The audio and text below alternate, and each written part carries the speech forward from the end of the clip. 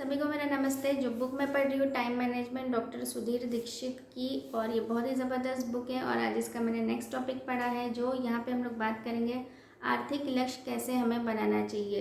तो यहाँ पे सबसे पहली चीज़ बोली है कि अगर आपका कोई लक्ष्य नहीं है तो आपकी सफलता संदिग्ध है।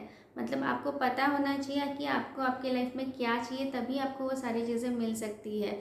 जैसे अगर मुझे किसी जगह जाना है तो मुझे पता होना चाहिए कि मुझे कौन सी जगह जाना है, तभी मैं उस जगह पे पहुंच सकती हूँ। तो उसी तरह हमें हमारे आर्थिक लक्ष्यों के बारे में पता होना चाहिए कि हमें क्या चाहिए और कितना चाहिए। तो यहाँ पे जब लक्ष्य के बारे में बात किया जा रहा है तो यहाँ पे दो तरह के आर्थिक लक्ष्य के बारे में बताया जा रहा है। एक होता है सामान्य लक्ष्य और एक होता है निश्चित और स्पष्ट लक्ष्य। तो सामान्य लक्ष्य कैसे होता है कि जैसे हम लोग बोल सकते हैं कि यस, मैं कल से और ज़्यादा मेहनत करूँगी, या फिर मैं अपनी कार्य कुशलता और ज़्यादा बढ़ाऊंगी। तो ये सामान्य तरीके के लक्ष्य हो गए। लेकिन निश्चित लक्ष्य क्या होते हैं?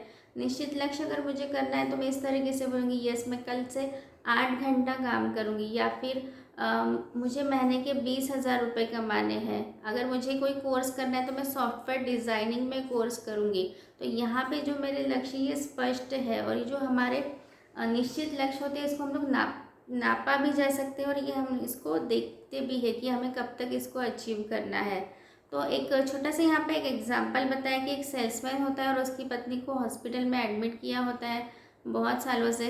तो उसकी जो मेहनत से उसको जो मिलता है तो बहुत ज़्यादा प्रोडक्ट को सेल कर देता है और बहुत बढ़िया पैसा कमाता है उससे। तो उससे पूछा जाता है कि आपने ये कैसे किया, है ना, इतने जल्दी आपने ये कैसे किया? तो उन्होंने बोला कि जब मैं ये कर रहा था तो मेरे सामने हॉस्पिटल का बिल था। मतलब उसके सामने वो लक्ष्य था कि यस, मुझे ये सारी चीज़ें करनी है, इसलिए वो उसके दुगने स्पीड से वो काम करने लगा था, और तभी वो सारी चीज़ें उसने अचीव की है। तो यहाँ पे और एक छोटा सा एग्जाम्पल बताया गया है कि अगर आपको आर्थिक लक्ष्य बनाना है तो एक छोटा सा कैलकुलेशन यहाँ पे दिया गया है। तो उसको किस तरीके से कर सकते हैं? तो मान लीजिए कि एक दुकानदार है और वो हर महीने 10,000 रुपये कमाना चाहता है।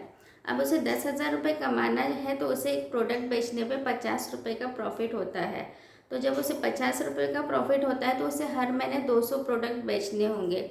और मान लो दिन में महीने में 25 दिन ही काम कर रहा है, तो उस हिसाब से उसे दिन में 8 प्रोडक्ट सेल करने होंगे। तो यहाँ पे उसका लक्ष्य उसके सामने है कि उसको दिन में 8 प्रोडक्ट सेल करने। मान लो किसी दिन उसके 8 प्रोडक्ट सेल नहीं होते हैं, तो क्या करेगा? वो नेक्स्ट डे ट्राई करेगा कि जो मेरा पहले दिन नहीं हुआ है उसको मैं दूसरे दिन कवर कर सकूँ यहाँ पे।